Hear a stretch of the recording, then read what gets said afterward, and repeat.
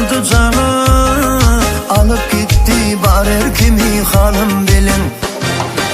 Aylada çınara, Güldada dinara, koydu beni ağlara.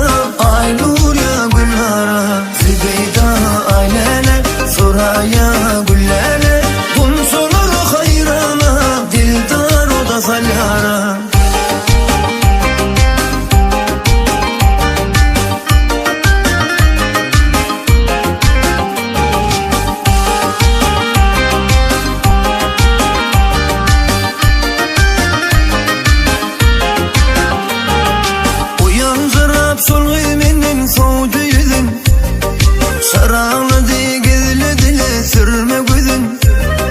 Suda harap oldu canım, yandım ölüm o.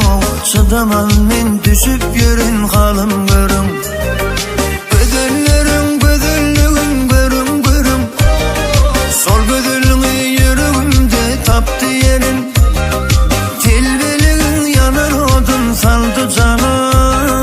Alıp gitti bar erkimi halım bilin.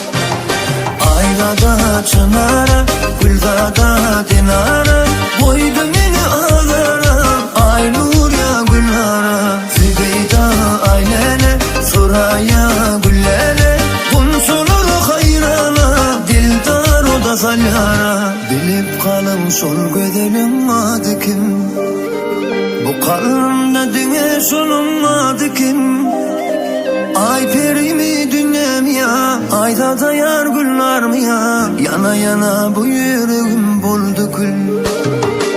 Aylada çınara, Güldada dinara,